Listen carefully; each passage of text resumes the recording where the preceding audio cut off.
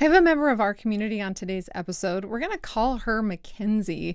In her story, her husband uses future faking to manipulate her. And since you might be dealing with future faking in your marriage, before she starts sharing her story, these 10 signs will make your stomach drop soon. But nothing ever changes. You might be dealing with future faking in your marriage. Number 1, vague timelines. You never know exactly when he's going to do something. Number 2, you do the labor. Like he says, hey, let's take that trip, but he never does anything to make it happen. Number 3, he keeps giving you new reasons why the plan has changed, and you start to suspect none of them are true. Number 4, he has a lockdown phone. Number 5, he makes big promises after you found out that he lied. Number 6, a love bomb sandwich. He makes a promise. He seems like he's doing it for a little bit, and then he doesn't. And when you confront him about it, he makes a new promise. Number 7, he's pressuring you to trust, but not to verify. He accuses you of being negative when you ask for proof or action. Number 8, when you want to have a budget meeting, he's busy. Number 9, he's willing to go to therapy. He even goes to therapy, but nothing ever changes. It's just appointment after appointment after appointment. 10, your gut keeps telling you something is off. If you don't feel emotionally safe despite his promises for change, there's a likelihood he's using future faking to manipulate you. All right, McKenzie, I know that he used future faking, but let's just start at the beginning.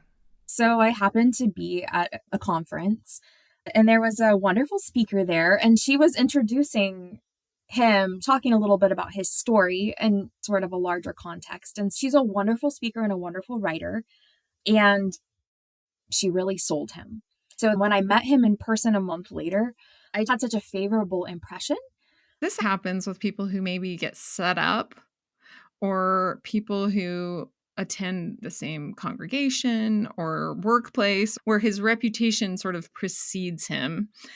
So because it's coming from other people, there's kind of an automatic trust because other people have vouched for him ahead of you meeting him. Absolutely. Yeah, when you have multiple solid professionals, people who are in the public eye, who have these favorable relationships. There was a counselor, and they were a strong, strong supporter, even financially, with some of his work. And so there was just a legitimacy to it. And now, with the benefit of hindsight, and more than a decade later, I can see that he carefully crafted this image, at least at the time I met him. You know, he had done a pretty good job of it. He had obtained some prestigious fellowships. You know, you're like, how did I not see it? But the truth is, how did they not see it? You know, I was new in that space with important people surrounding him, and he really exploited that. I felt a little awestruck that he and I would have a conversation. Our relationship developed through him reaching out and asking me to be part of these different groups that he was involved with. I think at some point he added me on social media, sent me a message. He started to ask me to do things. And I think that's really important because it was a low time in my life.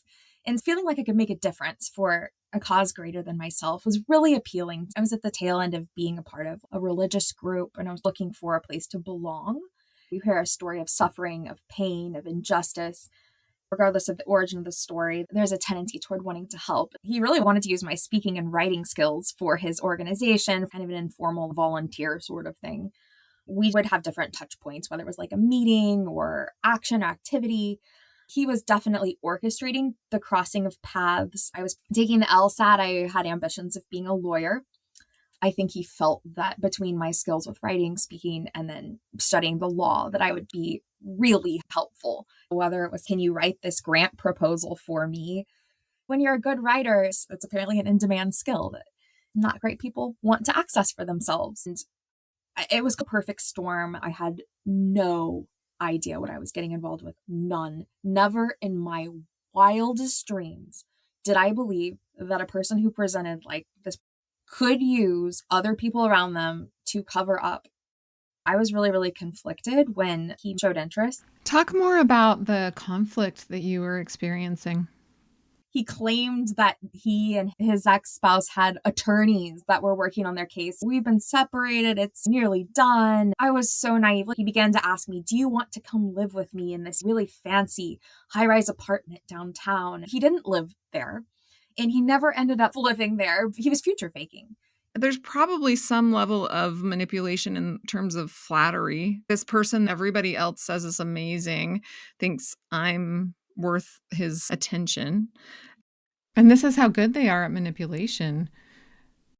Yeah, it's true. I wasn't in need of anything from him, but I was lonely. I moved in with him. I had never had sex before. I had my own career. Around the time I was like, it's just not working. It's just toxic, too much conflict. I found out I was expecting my child. I was raised in an environment where a two-parent family is everything. And I was going to try my hardest to make that work for what I believed at the time was the right thing for my child. I even remember like a physical change in myself the night I found out I was expecting. It was like I couldn't fully stand up for myself anymore with him. I had to change myself so that he would respond to me more favorably, so that the environment for our child and for me would be safer. I know now that's not good, but at the time I really thought I was just going to work hard to help better our lives. And um when I knew something was really, really, really wrong, though, in the middle of my pregnancy, he was asleep and it was late. His phone was locked down. I've never met another person who locked down their devices to this degree, who took them with them everywhere, bathroom, anywhere.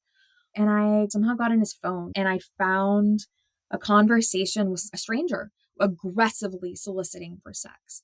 And I was like in shock. I mean, I'm pregnant and Mhm. I'm terrified. I'm like, I need to get tested for STDs. Like, a range of thoughts. I was just like shaking. And then I went and woke him up and confronted him. Probably the dumbest thing I could have done. And he just kind of sat there for a long time. And then he told me a story. He was trying to entrap the police by reverse stinging their stings. The next day I had work, and after work I stayed somewhere else. I was like, I need to think. And then within a couple of days, I joined the therapy groups and stuff. Abuse wasn't really part of the conversation. It was a lot of just focusing on what you can do for yourself in your own situation. That's the irony. I'm stuck in this dude's mess and the distraction of therapy groups. And I end up moving back with him. You don't know what you don't know. No, you don't. Exactly. And when you're raised in that church environment, you're taught to trust people. I'm not looking for something I don't know exists. Yeah. In a church setting, they're not like, this is wickedness. Right. Avoid these people in your own home. Mm-hmm. They're more like, there's these bad people outside that are like far away from us. Right. The others. Yeah, exactly. Rather than your own husband or partner or Yeah, the person close to you. exactly. The person who you're supposed to be able to trust, rely on. So at the end of the year that our child was born, my partner was involved in a car accident and sustained a traumatic brain injury. This accident changed the course of everything we were doing, and any negative that was going on before was amplified, and then there were quite a few new issues. He had extensive amounts of therapies, neuropsychologists, physical therapy, occupational therapy, speech therapy, cognitive therapy. This became part of our life for the next several years, both in a hospital setting and an outpatient setting, and then even in our home. We had therapists coming through the home. So through this, we did couples counseling. We actually got referred to what was supposedly one of the top couples counselors in this whole health system. I cleared an entire day of work. I was no longer going to work on Wednesdays because we were going to go to couples counseling, and it was a huge deal. I had to find childcare and all this stuff. And they were completely perplexed by our case. And after a couple of months, he told me he was too sick to go to counseling. And I put too sick in quote marks because he was not too sick to go to the Apple store. After his accident, he never went back to work. Not only did he not financially contribute in any meaningful way, he began to drain our finances to an extreme amount using various apps, games. I mean, hundreds and thousands of dollars were going missing. It was insane. Was it something like gambling? I'll never truly know everything. Even cryptocurrency got involved. Then a couple years later, just prior to us splitting, we did couples therapy again. I was just so ambivalent by that point. I remember the therapist repeating, it seems like you just don't really know. You could go either way. And I really was just so numbed out by that point because of the amount of discoveries I'd found. Just outrageous behavior, betrayals, frightening stuff. I tried to talk about a lot of it in counseling, but in the counseling sphere, I don't think that abuse was brought up. And I had several different counselors. The most disturbing discovery that I made was he was having conversations with teenagers on Snapchat, on text. And I'm finding this out piecemeal by having a computer left up. He was very, very shrewd and secretive, extremely secretive. Um, I found he was sending pictures of our child, using our child as part of grooming someone else. I was outraged. And that was the point. Enough things had happened. I decided I am not going to confront him about this. Using the living free strategies. Absolutely. So it took me a little bit over a year, did some big career moves. I prepared in secret. I wanted to be able to sustain myself and my child. We weren't married, but in our state, there is this common law factor due to so much interaction with the medical system. He had encouraged me to begin to refer to him as my husband. It was calculated. The last couples counselor, the last time I talked with her, I called her and I was so apologetic. I'm like, I'm so sorry. I know I did not cancel with 24 hours notice. We're not going to be able to have our couples counseling session today because I'm trying to see if there's a tracker on my car. Yeah, that is crazy that you went to multiple therapists and none of them identified it as abuse. I know I could go on and on about post-separation abuse and legal problems. I learned later, thanks to the IRS, actual criminal activity. He was caught red-handed through Snapchat, Instagram. Yeah, he was sentenced to decades in prison. And I got a protective order when I left. I spent beyond my life savings on legal fees to protect myself and my child because I realized like this person was so destructive. The financial destruction, the sexual, I mean, I haven't even mentioned there's sexual assault. I mean, there's so many different things, but this person was just hell bent on destruction and doing what they wanted to do. And I needed to protect myself and my child. That's why I filed for divorce from someone I wasn't married to, because I wanted a legal end to any connection with this person because they're terrifying, like absolutely terrifying. Like when I left, he stalked me, actually showed up at my workplace looking for me, and he's still a victim. I hadn't heard from him in a long time, but a few months ago, he sent a letter to my dad's house. He was pretty much an atheist when we were together, but now it looks like he's found God. Wow. Let's just add spiritual abuse to it.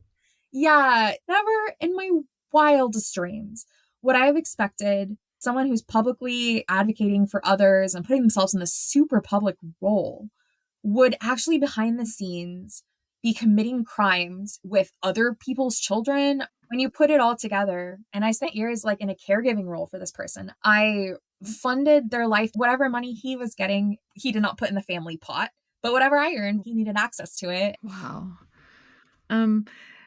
Did the advocates who propped him up and supported him, did they become aware that he was a criminal and that he was in prison?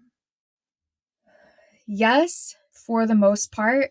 The majority of those people, to my knowledge, do not support him now. He borrowed quite a sum of money to bail himself out of jail, and that money didn't go back to that person. I think it just shows you the mind of someone like this, someone with antisocial personality, the mind of someone who is rational but with no conscience. There is no boundary. They will not limit themselves to any sort of moral behavior. Periodically, he'd tell me I was his moral compass.